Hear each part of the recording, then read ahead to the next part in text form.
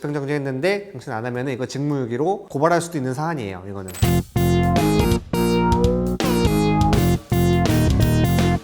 안녕하세요, 버블로입니다. 지난 영상에서는 학교폭력이 어떤 절차를 거쳐서 처분이 나오는가에 대해서 알아봤어요. 이번 영상에서는 그 처분이 나오고 난 이후에 어떤 걸 할 수 있는지에 대해서 알아볼 건데요. 전체적으로 이 처분 이후에 어떻게 이 처분을 다툴 수 있는지를 알아보고, 그 다음에 피해자 쪽에서는 뭘 할 수 있는지, 가해자 쪽에서는 뭘 할 수 있는지에 대해서 이야기를 나눠보겠습니다. 전체적으로 학교폭력의 처분이 나왔어요. 그럼 이 처분에 대해서 피해자 쪽이든 가해자 쪽이든 다툴 수가 있습니다. 피해자 쪽에서는 내가 생각한 것보다 이 가해 학생에 대한 처분이 너무 낮아요. 나는 이러려고 학폭 신고한 게 아닌데 이 정도로는 아무런 의미가 없습니다 라고 해서 다툴 수가 있고요. 가해 학생 쪽에서는 제가 한 행동에 비해서 이게 너무 무거워요. 너무 세서 내가 받아들일 수 없습니다. 아니면은 나는 이런 행동을 한 적이 없는데, 아니면 이건 학폭 정도가 아닌데 처분이 나와버렸어요. 그래서 다투고 싶습니다 하는 경우가 있습니다. 그래서 이 학교폭력도 기본적으로는 교육청에서 내리는 처분이기 때문에 지나간 영상에서 얘기했던 공무원의 징계에 대해서 다툴 수 있는 방법들하고 거의 비슷해요. 학교폭력 처분이 나온 이후에는 피해자든 가해자든 똑같이 행정심판을 거칠 수가 있고요. 아니면 행정심판을 거치지 않고 행정소송을 갈 수도 있습니다. 행정심판은 각 교육청 안에 있는 교육청 행정심판위원회에서 진행을 하게 되는데, 학교폭력 조치가 나오면은 너는 몇 호 조치, 뭐 출석 정지다, 뭐 전학이다, 퇴학이다 이런 게 우편으로 날라오거든요. 그 우편을 받은 날로부터 90일 혹은 학폭심의위원회에서 결정한 날, 우편 날라오기 전에 그 결정한 날이 있어요. 결정한 날로부터 180일, 이 둘 중에 하나가 지나기 전에는 행정심판을 제기할 수 있습니다. 주의할 점은 이 기간이 지나버리면은 그 다음엔 어떤 방법으로도 바꿀 수가 없어요. 그리고 행정심판을 했어요. 결과가 그래도 마음에 안 들어. 피해 학생이든 가해 학생이든 행정심판을 거친 결과도 마음에 안 들면은 행정소송까지도 갈 수 있습니다. 행정소송은 당연히 행정심판을 거치지 않고서도 바로 갈 수도 있어요. 바로 행정소송을 갈 때는 학폭 처분을 우편 받은 날로부터 90일, 아니면은 행정심판을 거쳤으면은 행정심판 결정을 받은 날로부터 90일, 혹은 아예 이 결정을 한 날로부터 1년, 이 둘 중에 하나가 지나기 전에 행정소송을 제기할 수 있습니다. 행정심판은 교육청에 있는 행정심판위원회에 제기를 하고요. 행정소송은 당연히 그 지역 법원에다가 제기를 하는 겁니다. 그리고 이러한 행정 절차의 꽃은 당연히 집행정지입니다. 집행정지는 조치결정 처분의 집행 자체를 정지하는 것이기 때문에 집행정지가 된다면 생활기록부에 기재도 못해요. 이 처분이 있으나 일단 정지되는 거예요. 모든 게 정지되는 거라서 생활기록부에 기재도 되지 않고요. 당연히 뭐 전학이나 출석 정지도 효력을 발휘하지 않습니다. 다만 뭐 출석 정지 내가 5일을 받았는데 이틀을 이미 출석 정지가 됐어요. 근데 집행정지가 됐다. 그러면 이미 지나간 시간은 돌이킬 수 없으니까 어쩔 수 없고 나머지 3일에 대해서 정지가 되는 겁니다. 물론 생활기록부는 기재하는 건 당연히 전체가 다 기재가 되지 않는 거고. 자, 그래서 집행정지가 되면 생활기록부도 기재가 되지 않는다고 했잖아요. 그러면은 실무상으로 이거 어떻게 기재를 안 하느냐라고 하는데, 기재는 돼요. 일단 생기부에는 입력은 되는데 그 생활기록부 출력을 하면은 어디에서도 출력이 되지 않습니다. 그래서 실무적으로 어떻게 기재를 하냐면은 기재를 해놓고서는 집행정지 중이라는 걸 표시를 한다거나, 아니면은 기재를 해놓고 이렇게 가로 취소선 있잖아요. 가로선을 이렇게 딱 그어놔요. 그러면은 이건 출력되지 않는다. 그리고 학폭 처분이 나올 때 학폭 처분에서는 접촉 금지나 아니면 분리 조치가 당연히 된다고 했어요. 기본적으로 분리 조치나 접촉 금지를 이어가는데 집행정지가 됐어. 그러면 어떻게 되느냐? 집행정지가 돼도 피해 학생 쪽에서는 계속 분리 요청을 할 수 있어요. 집행정지가 된 건 알겠는데 그래도 나는 지금 이 가해 학생을 만나는 게 어렵다. 그래서 분리 조치를 요청할 수 있습니다. 그리고 집행정지가 되더라도 교육청이나 학교에서는 당연히 반드시 이 피해 학생한테 물어봐야 돼요. 이게 집행정지가 됐는데 그래도 분리 조치를 원하느냐? 그럼 뭐 99% 다 원한다고 하겠죠. 근데 이렇게 피해 학생이 원한다고 해서 100% 분리를 해주면은 집행정지라는 게 의미가 없어져요. 집행정지도 어쨌든 행정심판이든 행정소송이든 더 상급 기관에서, 국가기관에서 판단을 한 건데 이게 무의미해지면 안 되잖아요. 그래서 분리는 해주되 학급을 바꿀 수가 없습니다. 같은 학급이면은 학급을 바꿀 수가 없어요. 같은 학급에는 놔둬야 돼요. 얘도 수업을 받아야 되기 때문에 대신에 자리를 바꾼다거나, 아니면은 동선을 겹치지 않게 짜준다거나, 뭐 점심시간 이럴 때 피해 학생이 먼저 밥을 먹을 수 있게 해준다거나, 뭐 이런 방식으로 분리 조치를 해줘야 됩니다. 그래서 완전한 분리는 불가하지만 그래도 어느 정도 학교에서 노력을 해야 될 의무가 있는데, 문제는 뭐냐? 실무적으로 학교에서 피해 학생이 민원 제기하는 게 부담이 돼서 거의 그냥 완전한 분리를 시켜버리는 경우가 많아요. 그러면은 가해 학생 쪽에서는 어떻게 해야 되느냐? 이건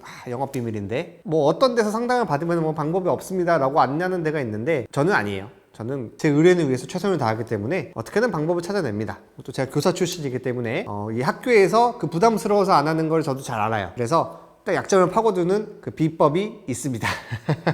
어떻게 하냐면은 제가 직접 내용 증명 날리고요. 집행정지 했는데 당신 안 하면은 이거 직무유기로 고발할 수도 있는 사안이에요. 이거는 학교 입장에서도 되게 피해 학생의 민원이 부담돼서 분리를 안 해줄 수도 있는데, 가해 학생 쪽에서는 가해 학생의 수업권도 굉장히 중요한 권리예요. 그래서 실질적인 분리 조치, 뭐 아까 얘기했던 자리 변경이라든가 아니면은 동선을 겹치지 않게 한다는 거, 이건 당연히 해줘야 되는 건데, 상급기관, 행정심판이든 법원이든 이런 결정이 있는데도 수업을 못 받게 하는 거는 직무유기에 해당할 수가 있어요. 그래서 고발을 당할 수도 있는 사안이라서 학교 입장에서도 이건 사실 조심해야 되는데, 뭐 그렇게 가해 학생 쪽에서 어쨌든 조금 불리한 위치에 있으니까 적극적으로 나서는 경우는 많지 않아서 그런지 법대로 진행을 하지 않는 경우가 가끔씩 있어요. 저 같은 경우는 그것도 끝까지 물고 늘어져서 어쨌든 제 의뢰인의 이익을 위해서 수업을 온전하게 받을 수 있도록 노력을 하는 편이기는 합니다.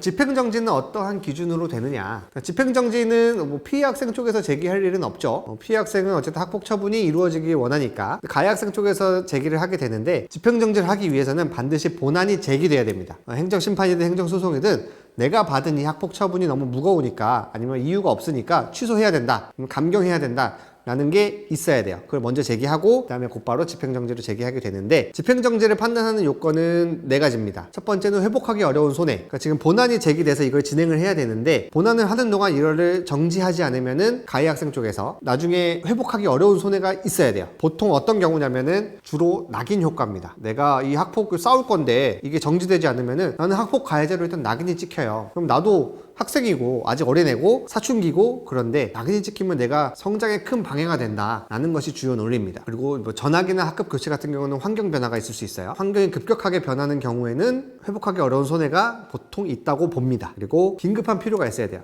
긴급한 필요랑 회복하기 어려운 손해랑 사실 좀 어느 정도 연결되는 부분이 있어요. 집행정지에서 이 처분을 빨리 정지하지 않으면은 나중에 도저히 회복할 수가 없다라는 경우가 긴급한 필요인데, 보통 요게 인정되는 경우는 환경 변화가 있을 때, 학급 교체든 출석 정지든 아니면은 전학이든. 출석 정지 같은 경우에는 수업을 못 받게 되니까 이걸 빨리 정지하지 않으면은 내가 7일이든 15일이든 수업을 못 받으면은 이건 긴급한 필요가 보통 있다고 봅니다. 대신에 이제 약한 처분들, 서면 사과나 뭐 교내 봉사 이런 거는 회복하기 어려운 손해나 긴급한 필요가 인정되지 않는 경우가 더 많아요. 그리고 공공복리에 중대한 영향이 없을 것이란 요건이 있는데, 요거는 어떤 의미로 해석을 하시면 되냐면은 피해 학생과 도저히 얘는 붙여둘 수 없는 정도다. 근데 뭐 법원이나 행정심판에서 봤을 때 이거는 붙여놔도 좀만 조심하면 되겠다 라면은 공공복리에 중대한 영향이 없는 거고요. 아니면 좀 너무 심한 학교폭력이라든가 아니면 피해 학생이 너무 힘들어 한다던가 이런 경우에는 이건 도저히 붙여놓을 수 없겠다 라고 하면은 공공복리에 중대한 영향이 있는 겁니다.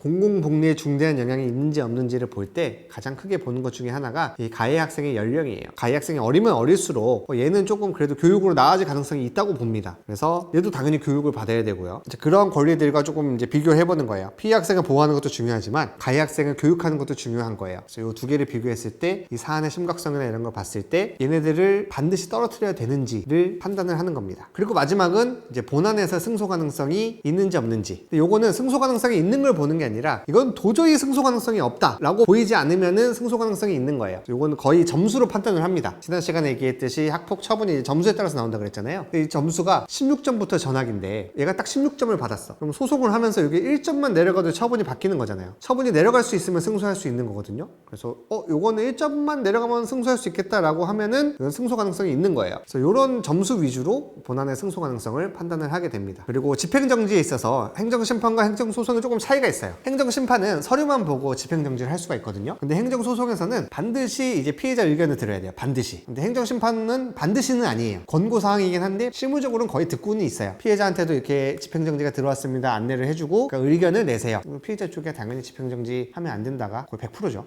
그리고 행정심판은 서류만 보고서 판단을 할 수 있지만 행정소송에서는 집행정지를 할지 말지를 판단하기 위해서 판사가 재판을 한번 열어야 돼요. 그래서 보통 한 번 열고 바로 집행정지를 하든지 아니면은 안 하든지 인용을 하든지 기각을 하든지 결정이 됩니다. 집행정지가 어느 때 많이 되냐?